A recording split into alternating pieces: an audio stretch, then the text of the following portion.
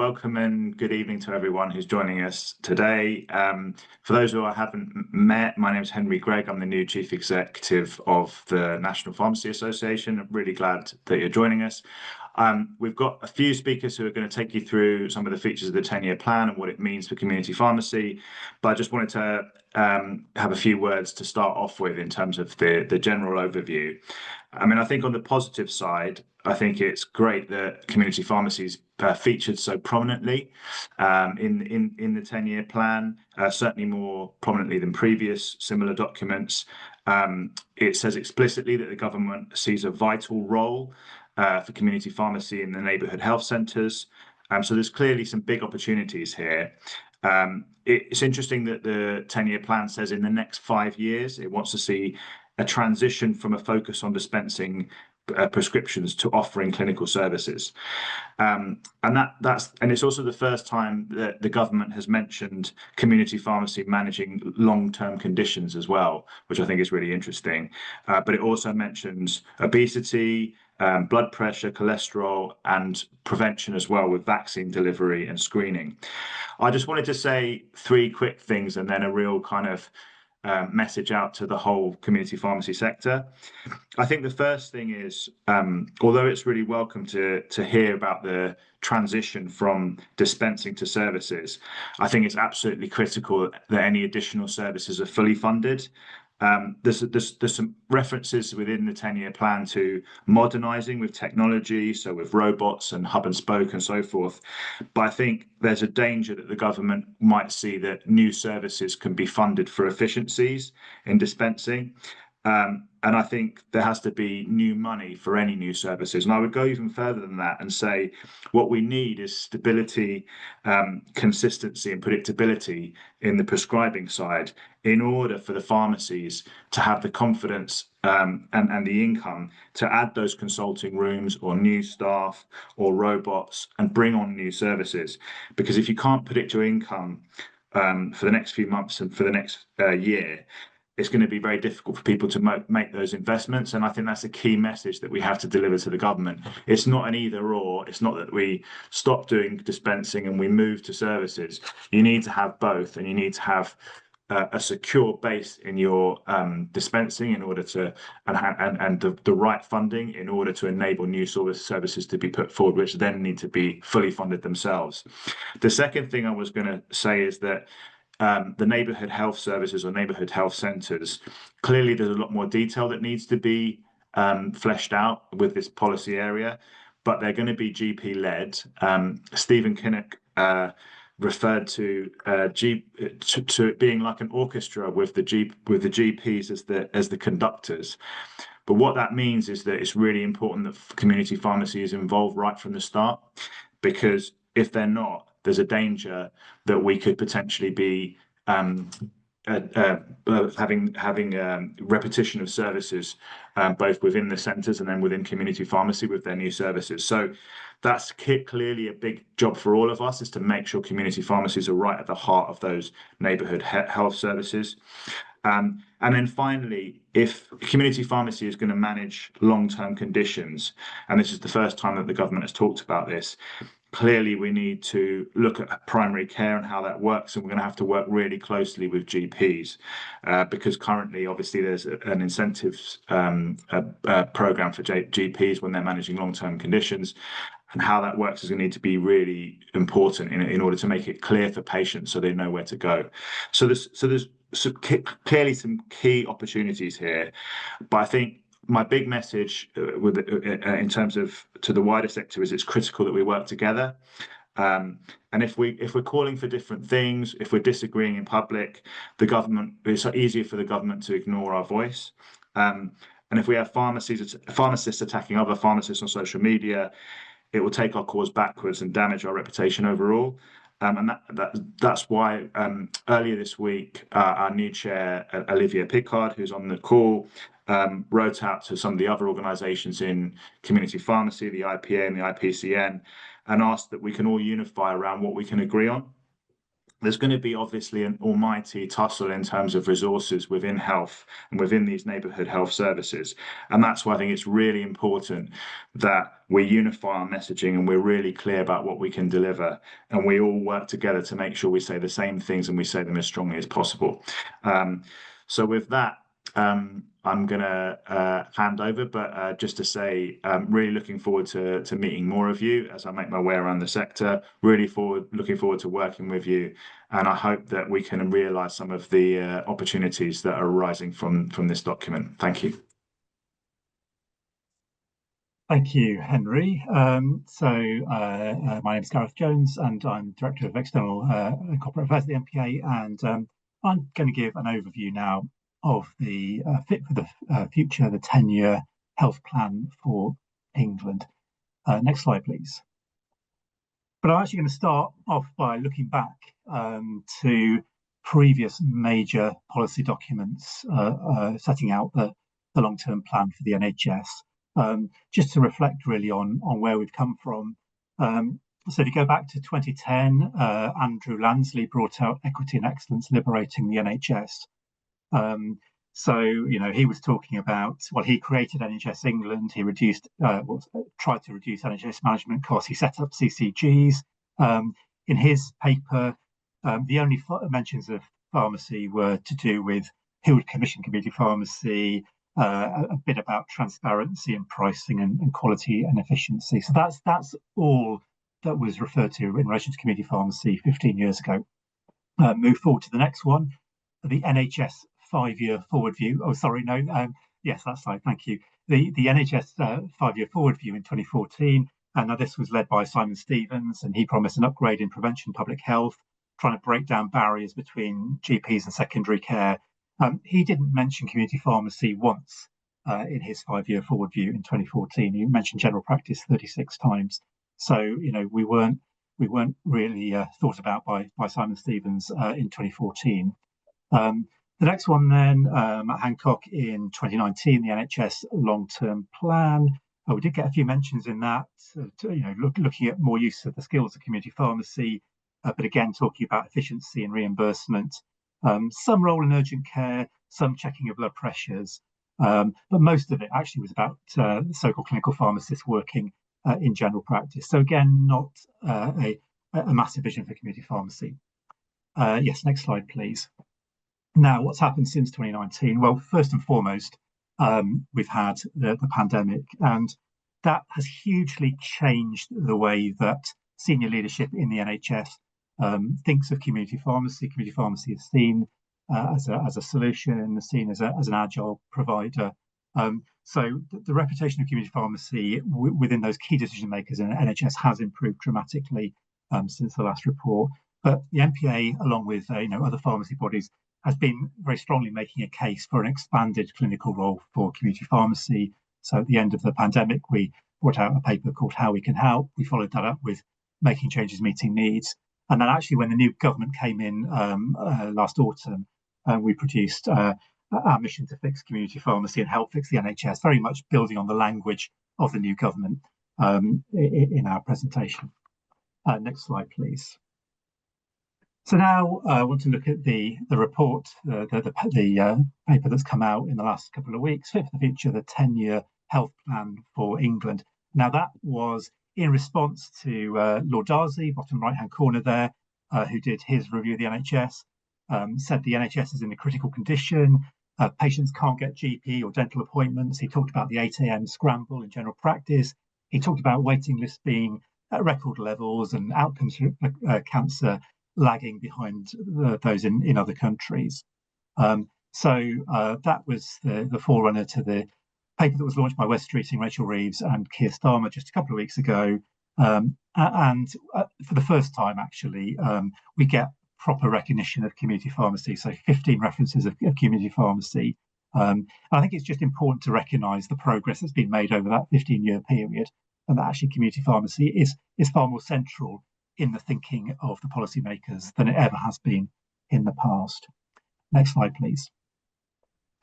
So what is the impact for community pharmacy of the 10-year plan? Well, some of this we know.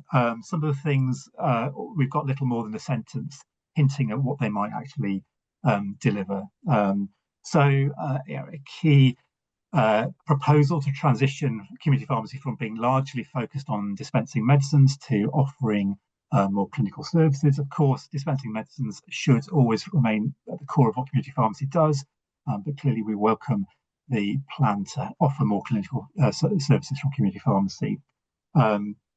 A vital role in the neighbourhood health services.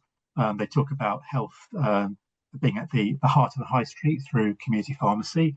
The expanded clinical roles, so management, as Henry said, for the first time, a recognition that community pharmacy actually has a significant role in long-term condition management, blood pressure being a good example.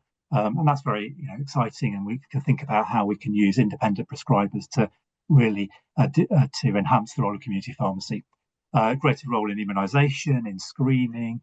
EHC has already been announced, proposal that community pharmacy has a role in HPV vaccine catch-up. So really looking to support the fact we will have independent prescribers available in community pharmacy over the coming years, and actually committing access to the single patient record so that in community pharmacy we can ensure that we are properly integrated with the services that we provide.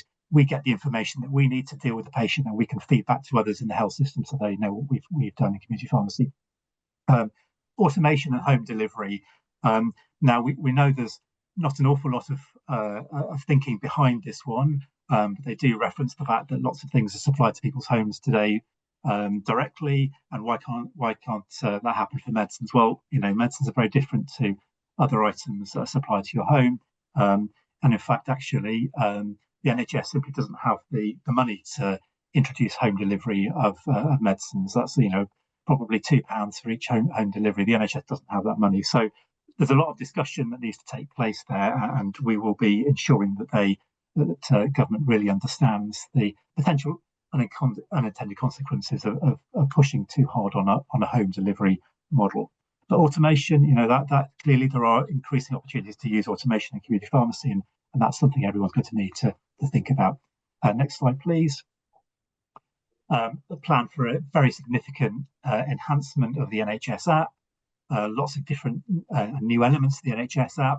So My Medicines to help the public, help patients manage their medicines. My Vaccines to do with vaccine booking. My consult, again, that's something that potentially you can do remote consultations using that through the NHS app. So lots of new functionality in the NHS app. Much of it we'll want to be engaging with in community pharmacy. There are also plans for faster access to medicines and a national formulary. Again, we need to know more about that national formulary, what it might mean for community pharmacy. That's a key plank of the medicines agenda.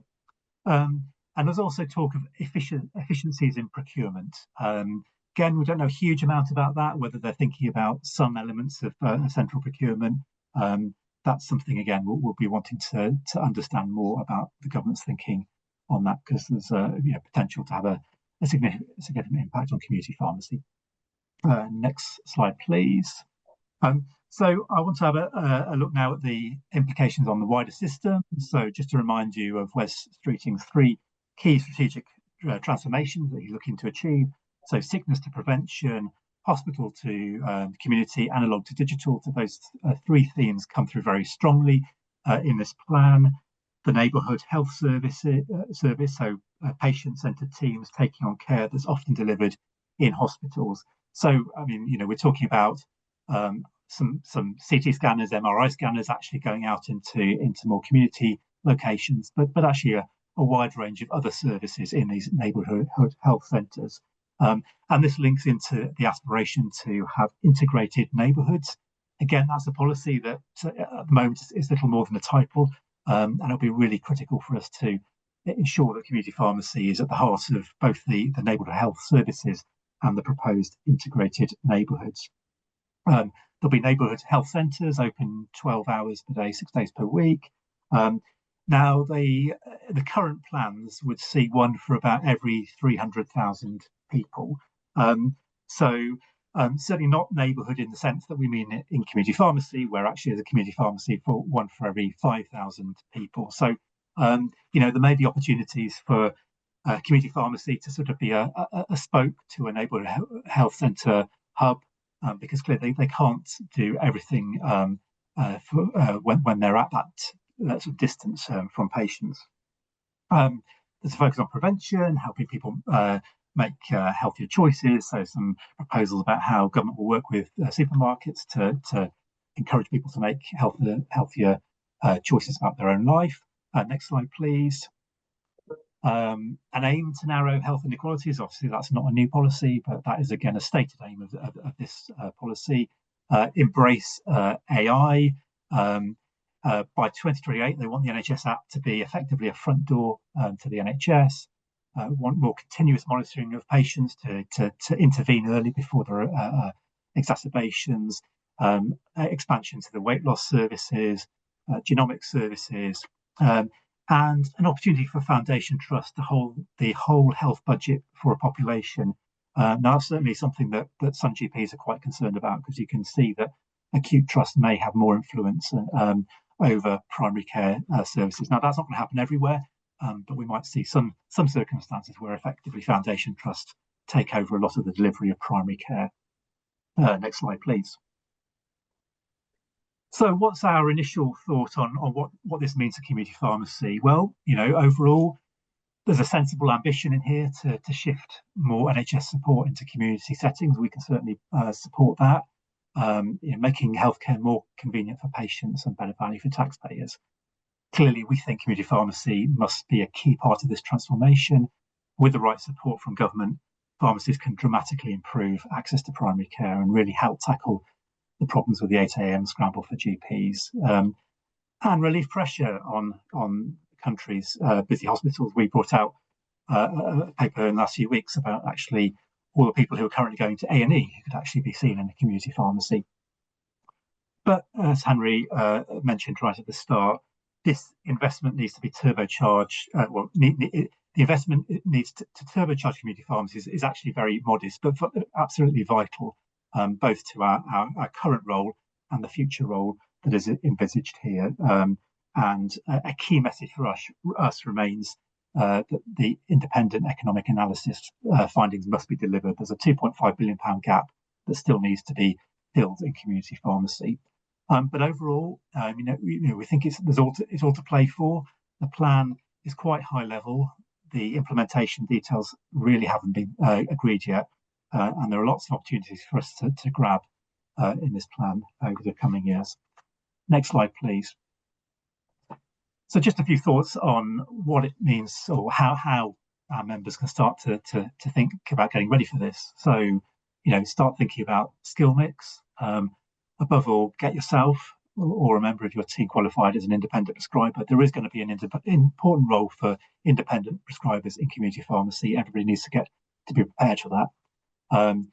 There's an expectation of far more consultations in community pharmacy, so you need to make sure that your premises are ready and it's a good clinical environment for delivering those services. GP relationships have always been important. They will be even more important as we are more integrated into those neighbourhood health services. So, it's often challenging, but maintaining good relationships with GPs is absolutely going to be vital. I think everybody needs to start thinking about what opportunities there are from automation from them. If your pharmacists are going to be taking on more clinical roles, will automation help backfill? Does that mean local automation, getting robotics in your own pharmacy? Does that mean accessing hub and spoke? Those are individual decisions for individual pharmacy owners, but the business case for investing in automation becomes stronger the more clinical services are commissioned in community pharmacy. And also think about your knowledge and skills, particularly in relation to long-term conditions. Do you need to enhance your knowledge so that you're ready to take on some of this long-term condition management? Next slide, please. My final slide is just to highlight a few areas of MPA support that we've got already in place to support members in taking on the new roles highlighted in the 10-year plan. So in relation to independent prescribing, clinical record keeping, long-term conditions, vaccination, screening, automation, skill mix, marketing your services and actually making sure your premises are fit for purpose. But clearly, we are building on what we've got already, and we'll be bringing out new resources in the coming months to help our members get a head start on being ready for the changes that are being heralded by the long-term plan. So I'm now pleased to be able to hand over to the first of the two members who we've got on this evening, who are members who have already started out down the path of greater clinical services, greater use of consultation rooms, really to give their thoughts on the opportunities that are out there for community pharmacy and how we can best position ourselves to get those opportunities. So first of all, I'm pleased to hand over to Baba. Thanks, Gareth. Just to make sure I'm not muted. Okay, so yeah, I'm going to be talking to you today a case study about our pharmacy. My name is Baba Akomolafe from Christchurch Pharmacy and Clinics in Braintree. So how did I start thinking about changing our pharmacy practice? Next, please. Next slide. Right, I saw this on the CPE website where it says over the course of the next decade, community pharmacy will undergo significant transformation, becoming central to the delivery of joined up, responsive and person-centered community-based health and care services. Now, this was in 2023, so that's 2 years ago. So really, the 10-year plan was already known or predicted by some people, and I kind of bought into the idea that it looks like where everything is going anyway. Next slide, please. So I had to consider within ourselves as a business, my wife and I run the business, will our current practice model survive the next 10 years? That's 2 years ago. So you got Blockbuster, you know what's happened to them. They've been WhatsApped, international call cards, you get free WhatsApp calls now, you don't need them. Landlines, you can't find them, you're using mobile phones. It seems like everything is just going off. And then you got Lloyd Pharmacy, can you imagine disappearing off the high street? Who could imagine that? So I started to say to myself, I never want people to say, do you remember Christchurch Pharmacy? The question was, what was I going to do about it? I had to now consider, the next one, please, where I was going to go with this. We have to remodel with the times. Next slide, please. I'm rushing slightly because I know Olivier's time. I don't want to take on any of Olivier's time. Okay, so on the left-hand side, you see that list there is the same as the one on the right, but I want you to listen carefully. This is come from a lecture room in one of our universities. If you please press play.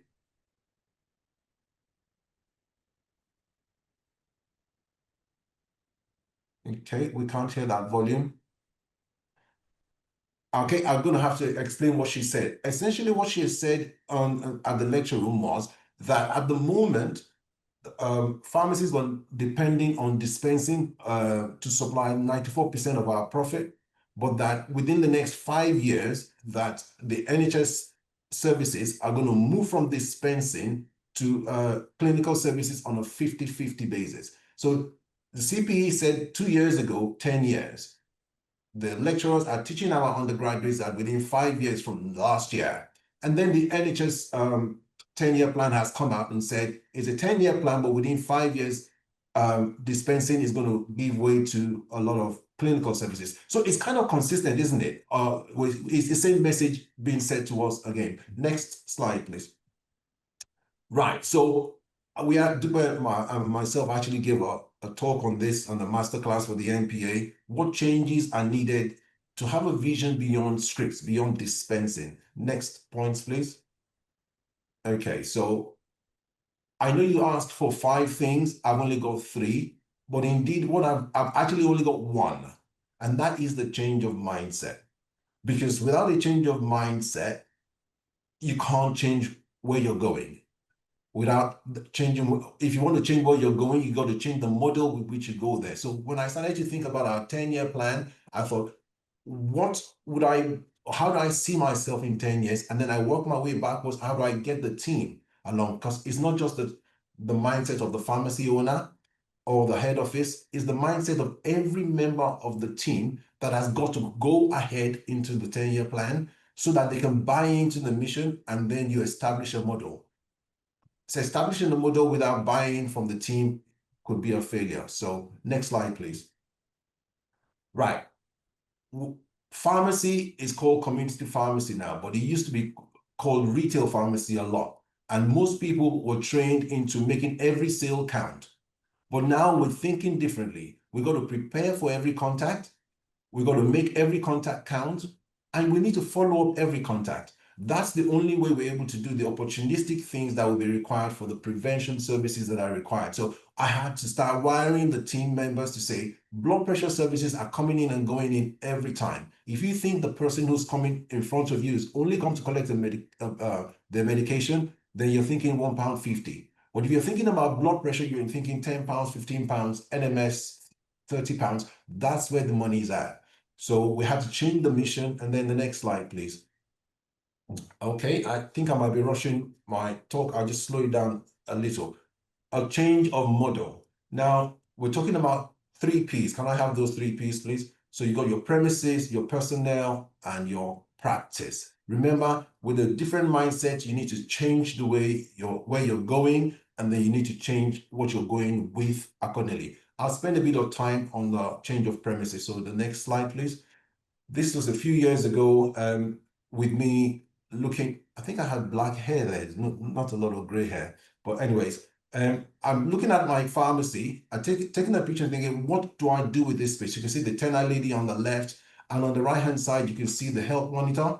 That health monitor, patients used to put £1 to get their height and weight and things done for £1. And, you know, contributions towards my children's school fees, because there wasn't blood pressure services commissioned at the time. We had to do things like this. But the next slide will show how we started to dismantle.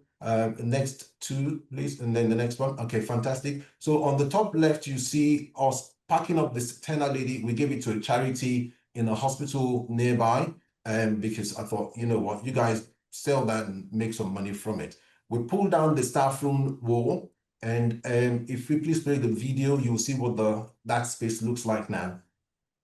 So that's the collection point. And then going further, we created a small room for our blood pressure service. We got an automated blood pressure monitor in there because we were competing with the pharmacists for the consultation rooms, because when we got a patient who needed blood pressure, the 2 consulting rooms were full. But we've had to create a 3rd consulting space now, because we're now part of the IP Pathfinder and we didn't have enough space. But we've got other consulting rooms in our clinic on the high street. So this is the dispensary, and I'll just end this video with this QR code, which I'm going to refer to later. Next slide, please. Right, so we need to consider innovating our personnel. Remember, we said your premises, now we're talking about the personnel. What's the other P now? But anyway, next 4 C's, please.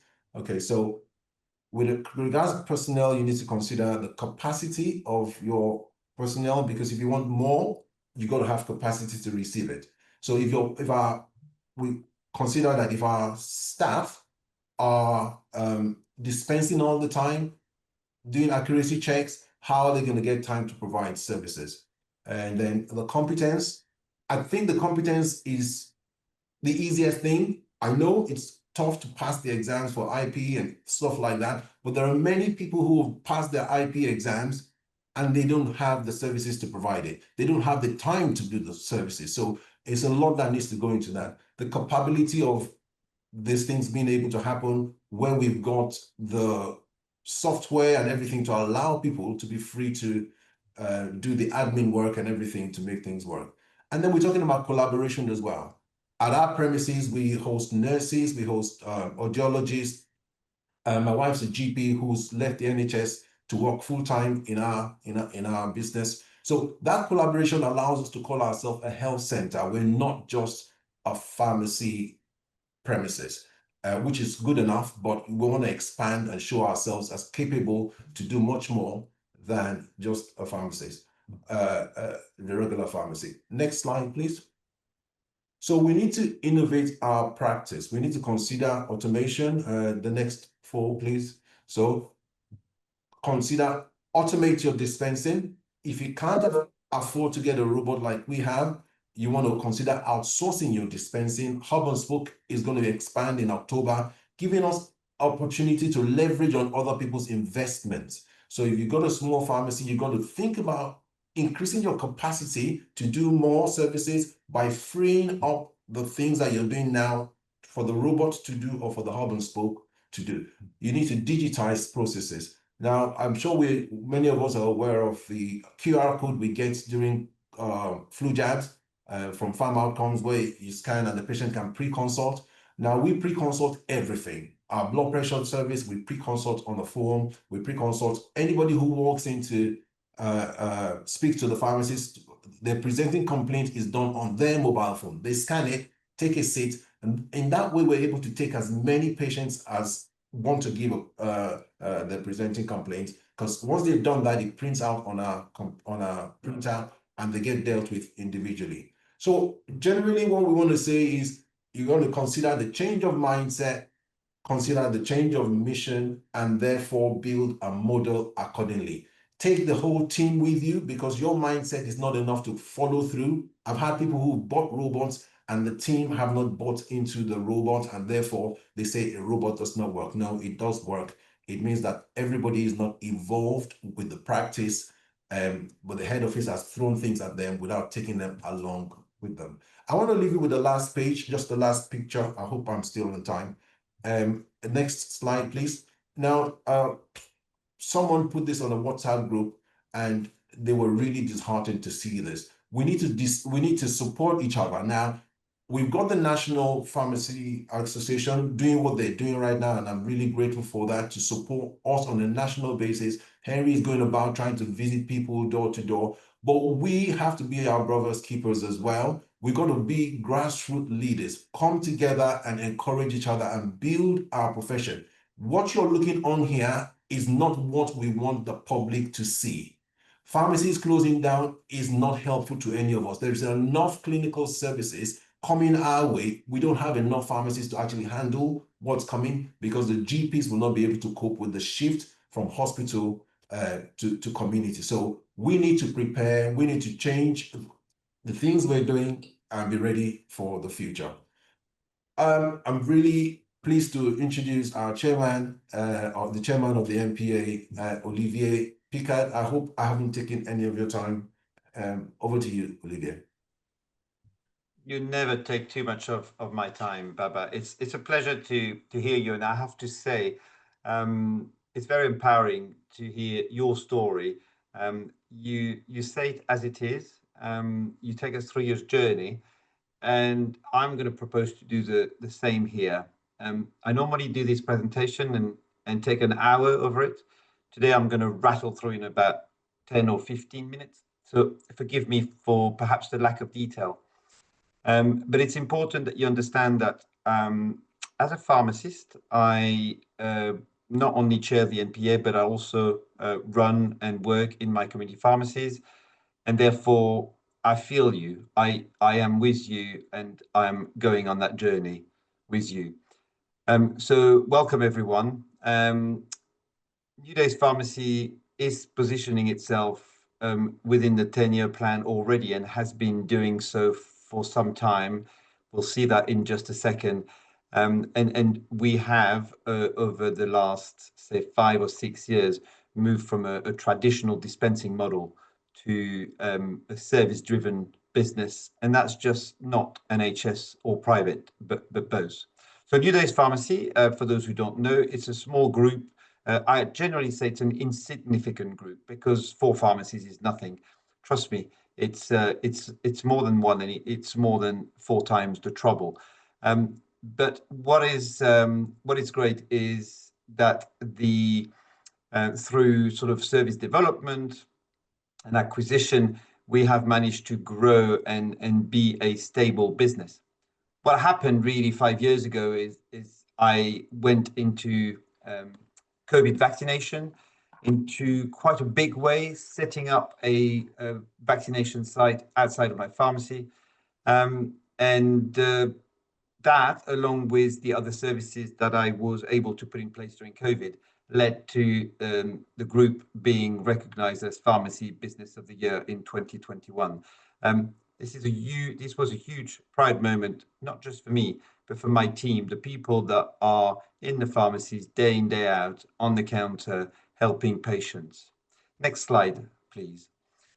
So when you come to my pharmacies, you will see a full range of NHS services. Now, this is a snapshot of what we offer, ranging from hypertension, emergency contraception, supervised consumption, and these aren't just add-ons. They are core to how we serve our communities. They're part of my why. Why am I in the middle, at the heart of my community? It is because there is a need. It is because patients recognize the value that we offer and decide to access these services. Is it perfect? It isn't. Do I try to make it better? Every day of the week. Why is that? Because if I stay still, I'm actually going backwards. I need to engage in these services. So it's all about moving from product supply to sort of health service delivery. And now we're going to be focusing mostly on NHS services tonight. The next slide will show you some of the private services that I offer. Now, private services are important. They showcase what we can do. They create business case for the profession, and especially show the government what we can do when they consider commissioning new services. And Gareth alluded to that in his presentation when he talked about long-term management. We hear a lot about weight loss. We hear a lot about these services. By offering these private services, we showcase what we can do so that when the time comes to commissioning NHS services, we will be mentioned more than no time or one or two times. It'll be on every page. Now, we complement our NHS services with these private services. The travel clinic is huge for us. Earwax removal. We even do remote consultation. I'm an independent prescriber. I have got more professional autonomy. But I can tell you also what this has done for my team is that when they come to the pharmacy and they open the diary and they see that today they have services to offer, such as flu and COVID, but also travel health appointment, earwax removal, weight management, they feel valued. They feel that they are making a difference to the community. Not only does it give me business sustainability, but it also gives them satisfaction. And I think that's hugely important. Now, I'm not going to spend too much time on these services. That's perhaps the subject of another conversation. But I just wanted to make sure that you are aware that actually there is a place for private services in your pharmacies as well as NHS services. Next slide, please. So what are you providing currently? And that's a question from me to you, okay? Start by thinking about what you currently offer, and what you don't, that should be your business opportunity. What could you provide? From pharmacy first to hypertension, conception, even DMS, these are all deliverable, they're all commissioned, they're all there for you to earn and make your business thrive, using PGDs. We're not there yet on the independent prescribing, but it's coming. And I need you to think about what skill mix looks like in your pharmacy. I often say to one of my pharmacists, we're going to call him John for the purpose of this exercise. And I often said to my pharmacist, John, if you try to answer every phone call, if you try to address every over-the-counter queries, if you try to do every hypertension, every vaccination, and take every repeat prescription that phone through, you are going to get yourself into an early grave here. This is not a sustainable business model. You need to involve the whole team in order to make this a success. Next slide, please. So what are the opportunities? Looking ahead, long-term condition monitoring, and that includes the services around weight loss, because actually this is not about weight loss. It's about lifestyle. It's about type 2 diabetes. It's about high blood pressure, cardiovascular disease. This is a role that we will move into within the next 10 years. And this is a role that will not only make us more relevant, but it's also going to empower us to do more. We're going to get involved in medicine optimization, but we're also going to develop and become better at minor ailment through services like pharmacy first. Okay, so the question really here is, how are you going to set up your system and teams to be future-proof? I often say at this stage in a presentation that a good service is not necessarily a free service. And I also would like you to think about what you offer for free, which probably could be paid within the NHS services, and if not private services. I was talking to a member recently who was telling me that this person was taking free blood pressure. And the first thing that I thought is, why would you do free blood pressure when there's a blood pressure service? And really, this is what we need to think about. We can't afford to continue offering free services. Next slide, please. So starting with now, what can you do that would work really quickly? So a huge part of my practice is to provide vaccination services. And flu and COVID have been huge for me during the pandemic, but also beyond the initial stages of the pandemic. We still participate in COVID vaccination. It does take a lot of time of preparation. It also occupies our consultation room for quite a lot of the time, but we do try and make the room available so we can provide also other services. And it works, even with one consultation room. But we go beyond that. We go outside of the pharmacy. We support housebound patients. We work with care homes. And then we even sometimes pop up in schools and offices on NHS and private services. And, you know, when you look at this slide and you look at what a COVID vaccination earns someone who does it alongside with a flu jab, you know, this takes me about 5 minutes. I can do 20 an hour. And it gives you an idea of how well we can do by just offering services. How many prescriptions would you need to dispense to earn 20 times £17.60? You know, it would take a lot. And this is what Baba is talking about when you think about how can you free your time to be doing something more meaningful. Next slide, please. What are the other vaccinations that are available? Some of them I call your winter bundle, your RSV vaccination, pneumococcal vaccination, shingles, and you heard from Gareth, HPV catch-up coming up to pharmacy. Well, all these services, all these vaccinations are soon going to be devolved to local level, which means that you need to be in the right room talking to the right people in order for them to know who you are and help commission services through your pharmacies. We are well positioned. We know that. We are accessible. We're trusted. We're trained. This is our space. This is no one else's. And this is why when I go in the boardroom of the NPA or when I talk to members, I always say, I'm an eternal optimist. Actually, I'm not an eternal optimist. I'm a realist here. This is really what we should be doing. Next slide, please. And then there are the things that perhaps we don't do enough of. Discharge medicine service. Is that working perfectly? No. Are all hospitals sending patients in your way to provide this service? Probably not. But if you think about the 10-year plan, and if you think about the Labour sort of direction of hospital to community, this is exactly what we're talking about. It's about transferring patients from hospital to community, and us as community pharmacists supporting other providers in primary care, GPs primarily, but others as well, in supporting patients coming out of a hospital. And you know what? It's an essential service, and we get paid for it. So if you get any, my advice is engage with it. Next slide, please. Another service that is growing is the hypertension case finding service. Now, we used to be paid £15 for taking someone's blood pressure. It's been lowered to £10.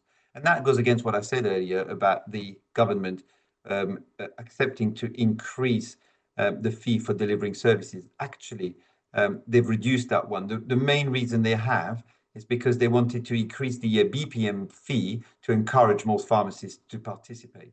And that ABPM fee has gone up from £45 to £50, £50.85 to be precise.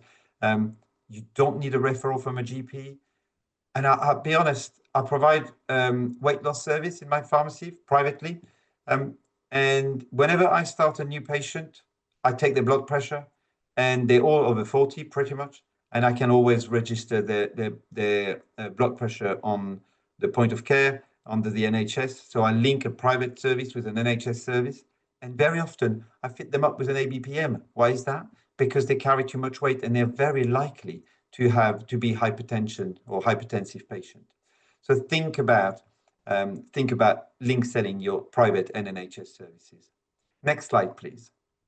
And then there is contraception service. Now, contraception service is going to be part of the bundling, which means the services that we will all have to deliver alongside Pharmacy First from the 1st of October.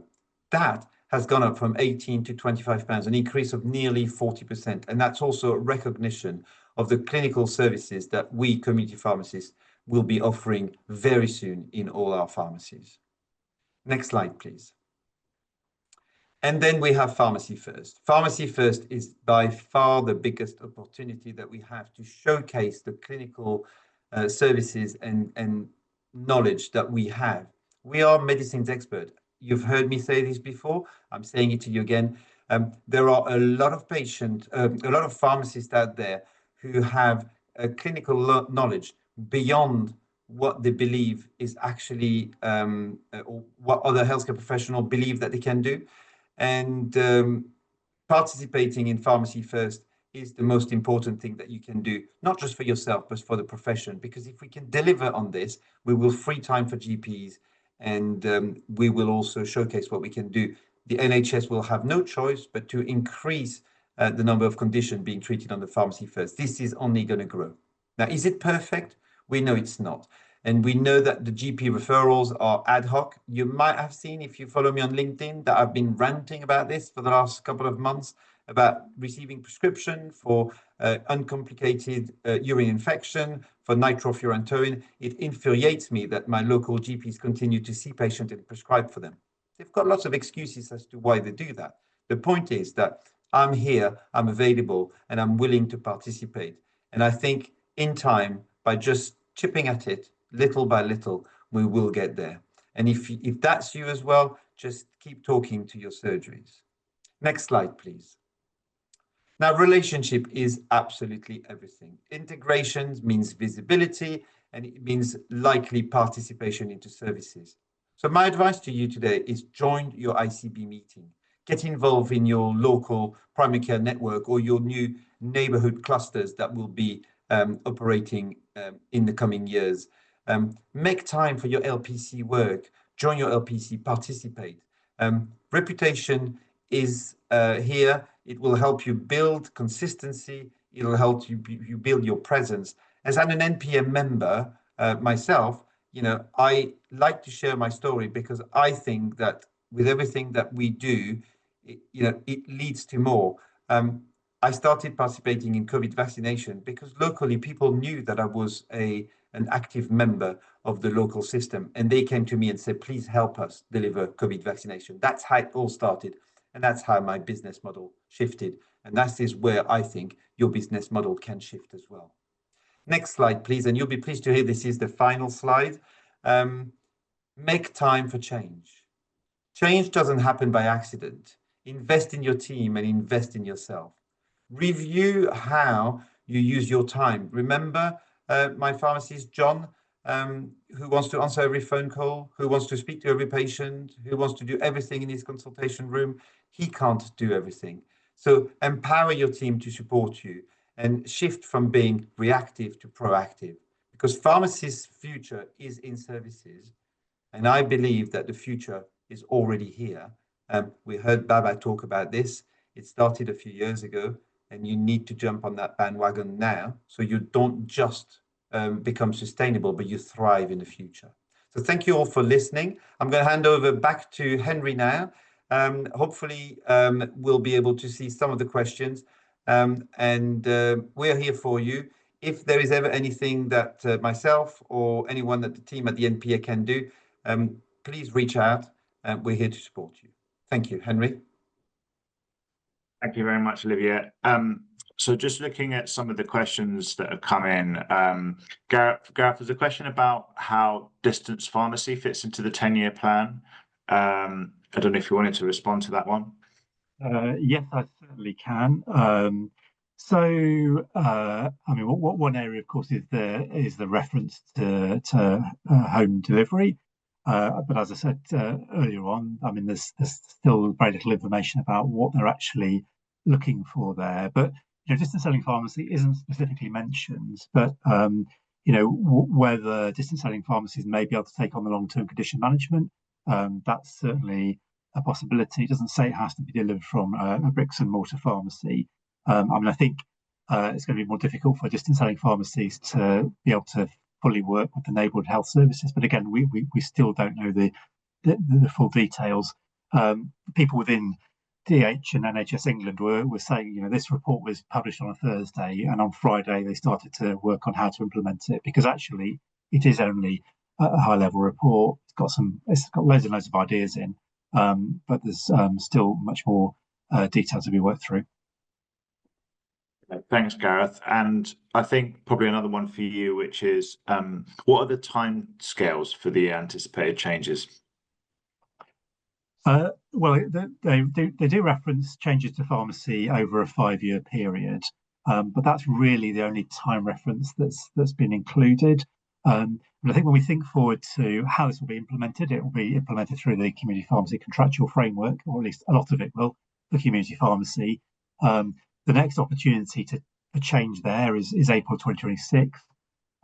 That's actually not very far off for any sort of significant changes. So, it's possible that not much will be introduced for the 26-27 contract. I think April 2027 is probably a more realistic date for significant elements of change here.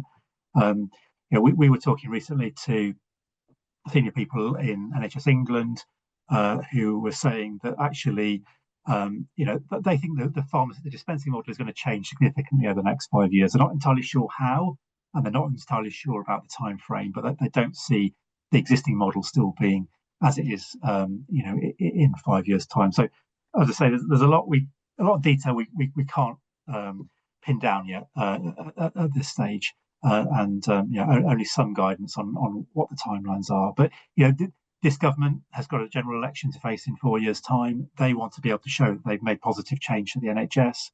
I mean, we would argue that actually, if they want to make quick change, then community pharmacy is the place to go to, because we can move quickly, particularly independent community pharmacy.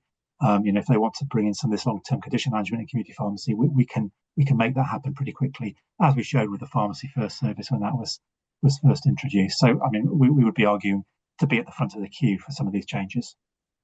And Gareth, just in addition to that question, someone's asked when more Pharmacy First conditions might be added. Would that be as part of the same mechanism, so possibly April 2027, or probably before that? Well, it's an interesting one actually, because I mean, that was my first question when I got to look at the report. There was actually no specific mention of expanding the role of community pharmacy in urgent care. We had expected that. We had expected there'd be suggestion of expanding Pharmacy First. I mean, I think it's entirely possible that there will be additional conditions brought online next April, or possibly the April afterwards. But the Pharmacy First service got off to a quick and very positive start. It hasn't grown as quickly as we would have liked, and a lot of that's down to the fact that patients still don't fully understand it, that GPs haven't been as supportive as we would have hoped them to be, that the public relations campaign hasn't been as successful as it needed to be. So at the moment, there's no new news on the Pharmacy First service. But if they really want to move from hospital to community, if they want to get GPs doing more, taking on some of the outpatient work, it's a very clear opportunity to put more urgent care community pharmacies away. So it does feel like it will happen, even if it's not explicitly mentioned. Great. And then a question for Baba and Olivier is whether we should wait and see before changing and investing in services. What do you think about that? So maybe to Baba first, and then Olivier.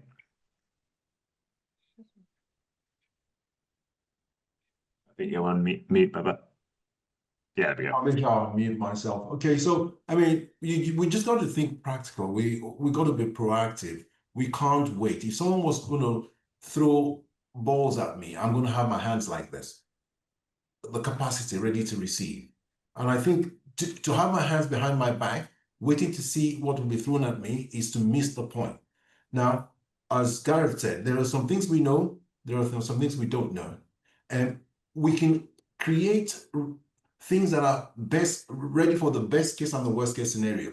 By getting an extra consultation room, you cannot go wrong. If you do not get the NHS services, you go private services. I think there are things that we can do to prepare, and that is about changing the mindset to prepare and have that capacity to receive the services. So it's 7 conditions now. What difference does it make if it's 25? If you don't have the capacity to receive 7, you don't have the capacity to receive 7.5. So we got to be proactive and make those changes that we can for the things that we know. That's what I think. Olivier, did you want to comment on that? Yeah, so I'll tell you what I did. So one of my community pharmacy is in one of the most deprived area in Reading. It really isn't a affluent area by any stretch of the imagination. During COVID, it's a small community pharmacy. I think it had something like 6 meter on each side, one being behind the counter. So I only had about 12 meter of shelf space. I decided to build an additional consultation room because with all the services that we were offering, we were struggling, being a busy community pharmacy dispensing prescription, we were struggling to muscle in the NHS and limited private services we were offering. So I said, well, I'm going to lose the baby section. I'm going to lose, I'm going to condense my range. I'm going to build a new consultation room. And I didn't know where I was going with this, but like Baba, I thought it might be worth the risk. Well, 2 things have happened. I am now able to have 2 clinicians and a pharmacist running the dispensary. So I've got 3 clinicians working in my pharmacy. More importantly, I haven't lost. In fact, I have increased my takings in the till. I haven't lost any profitability. I haven't lost any sales.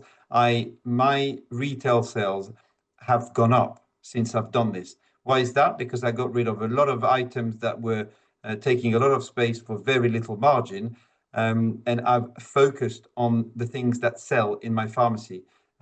Most of what I sell is P and GSL meds and some vitamins. The rest is really grossly irrelevant. It was before, and it continued to be. And that's a deprived area. So to answer that question, what should you do? You need to think about changes coming. It's inevitable. I was talking to our French counterpart. For those who don't know, I am French, so I've got a slight advantage, but I was talking to my French counterpart yesterday, and they are interested to hear what we're doing in the UK because they are where we were 15 years ago. They are thinking of putting consultation rooms in their pharmacies. And they are asking me the same question as you're asking me today. Do I put this consultation room in my pharmacy or do I not? Well, as I said, the future is already here. You have no choice but to do this. Obviously, you have to have the space and the finances have to be there. And as Henry said, with the right support and the right level of funding, we will deliver more. But something has to give. And I think adapting the premises and the workforce to what's coming is essential. If you try to do this when it's already here, you will fall behind. You need to do this now. Great. And one final question we're going to squeeze in just before the end of the session, and that's probably one for Gareth. In terms of IP, will there be a commissioned IP service after the Pathfinder finishes, so new registrants with IP have a prescribing model in community pharmacy and they're not just de-skilled? Yes, that's a very good question with those new pharmacists coming online, in a year's time, July 2026.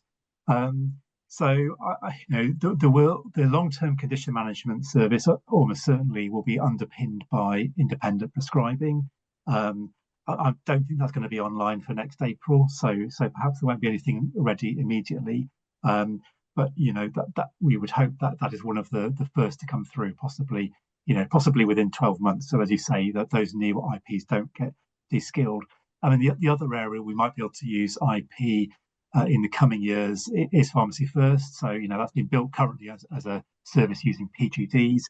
It would make sense as we have more IPs online to ultimately convert it to a service using IP. So, maybe there'll be some level of expansion of Pharmacy First using IP. But I think it's crucial that we find services for those new pharmacists and all the others that are getting that qualification, so they can use their IP skills.